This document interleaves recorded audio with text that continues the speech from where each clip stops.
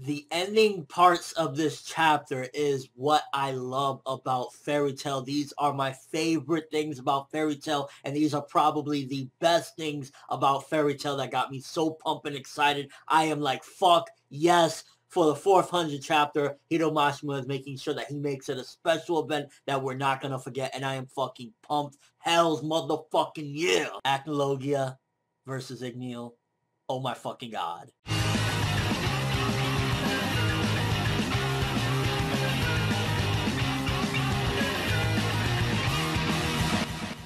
But before we get into all of that regarding the epic parts of the chapter from like midway through on, I need to talk about some of the beginning bits.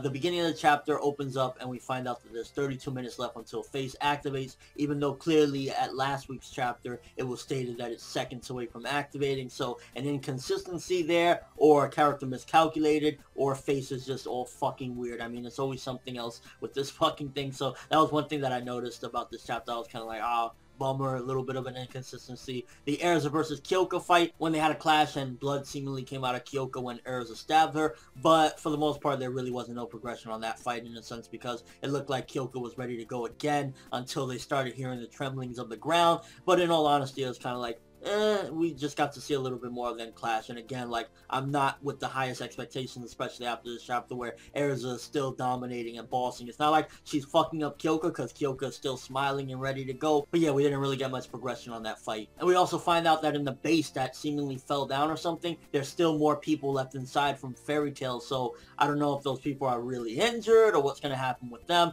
but definitely something needs to happen, because even Wendy was like, oh yeah, Warren and I think Lisana might still be in there as well. So I don't know if they escaped in the nick of time or something, but yeah, there were still people left in there, and I believe, if I'm correct, Elfman and Lisana were still in the middle of a battle. So that's kind of fucked up. Like, can somebody get them out of there? But from the moment Wendy drops on the ground, goes in the fetal position and starts shaking, and Doranball's like, what's wrong? What's this sound I'm hearing? And you see all the Dragon Slayers one by one, how they're hearing the sound, this voice. I was like, oh my fucking god, please tell me it could be him. Please! And hands down, my favorite, and I think the best villain, or I don't know what you want to call it, this beast, the Acnologia showing up. Oh my fucking god. Incredibly great setup. Probably the best setup you can do in Fairy Tail between him and Zeref. Those are the best setups you can do, especially bringing them back in. We know out of all the villains we've ever seen in Fairy Tail, Acnologia is pretty much one of the only motherfuckers that would not go down to no bullshit. He wrecked them. They had to get some Mavis spirit to bring them back. So to see Acnologia here, I was like, fuck yes. I thought it would have been a little bit better if everyone on Tenrojima would have been able to hear him. That way it would have been like, holy shit, you know, them getting flashbacks of what happened on that island. Because you could tell that, at the very least, the Dragon Slayers, especially Wendy, this little girl, which she's kind of like going back into that position of, oh shit, I'm a little girl. When she went into that fetal position and looked like she was trembling and shit. But like, you could tell that he left some trauma behind. Like, these people stood like, I don't want to fuck with him. And it's like, oh my gosh, can we get guild arts in this bitch? If we get guild arts in this bitch, this will definitely be, no questions asked, the best arc in Fairy Tail. Because with Acnologia, come on. But one of the interesting things is Margear doesn't look like he's happy to see him. So you can definitely see that the Acnologia doesn't play well with others. Probably even Zeref doesn't fuck with him or some shit like that. Because I remember when we were in Tenrojima and Zeref said something along the lines of, oh, the time is coming, doom is near. It didn't look like he was really like that chummy, like he was gonna go say hello to the Acnologia. So it might be that the Acnologia don't fuck with nobody. He don't give a fuck. He's not coming there like Margear's rescue. He might be coming there to fucking eat their demon spaceship thingy that they had. So who the fuck knows what the Acnologia is coming for? But it definitely is noticeable that Margear is like, what could he be here for? Is he just following Zeref? Like, what's going on? So the fact that the main villain, or one of the main villains, is even kind of scared of what's to come really leads you to believe that, like, the Acnologia, he's in a league of his own.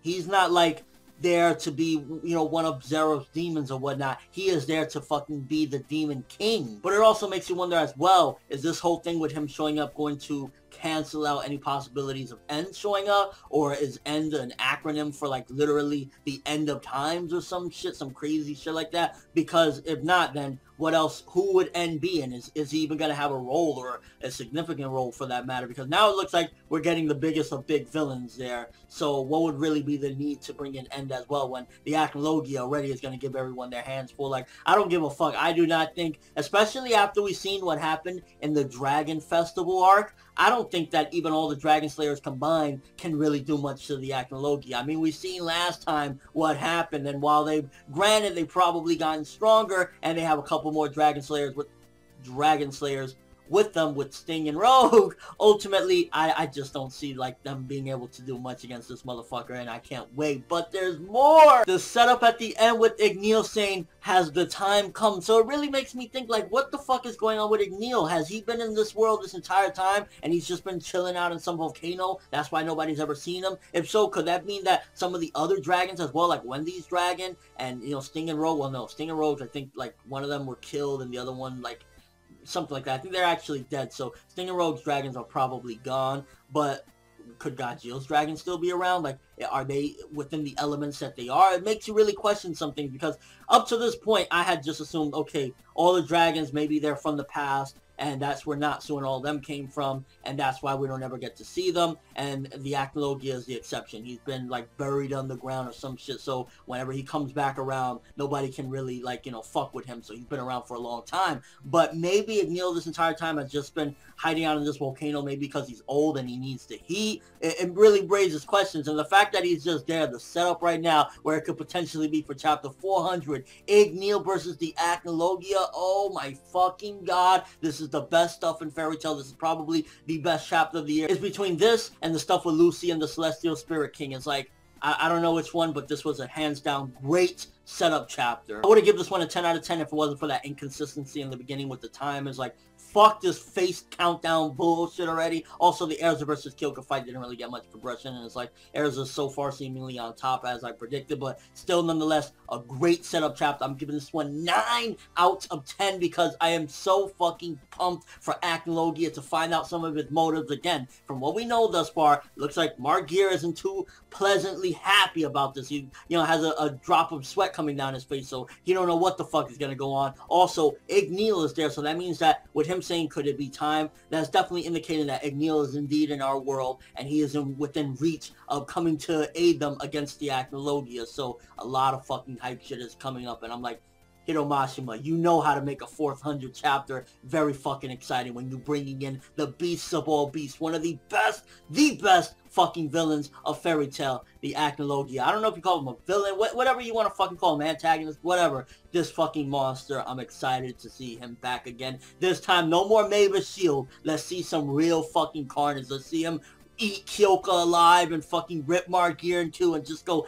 ape shit. Let me know what you thought of this chapter. Are you fucking pumped for the Acnologia? What do you think Igneel is all about? Do you think he's actually in this world and he's just hiding out on some volcano? What is the Acnologia coming here for? Is he like, I'm the fucking king motherfucker up in this bitch, ain't no other demons gonna stop me? And do you think that they stand a chance against him? Do you think that honestly, if let's just say Igneel doesn't show up, do you think that the Dragon Slayers alone can do something together if they work together? And if you notice something as well, it's weird that fucking all of Fairy Tail is all fucked up and the Acnologia is showing up. What's up with that? He did that last time in Tenryojima after they just had this fucking knocked out, dragged out battle with all these people, and now he's showing up again after they fought Tartarus. It's like, are you a calculative motherfucker? We know you probably were human at some point, so the fuck? And just overall thoughts of this chapter. I read this shit at like 5 in the morning, and I passed out thinking, I can't wait to talk about this chapter. This fucking shit got me so hyped. But that's all I have for this review. Thanks for watching. Hope you enjoyed. If you liked anything I had to say or enjoyed the video, drop me a like.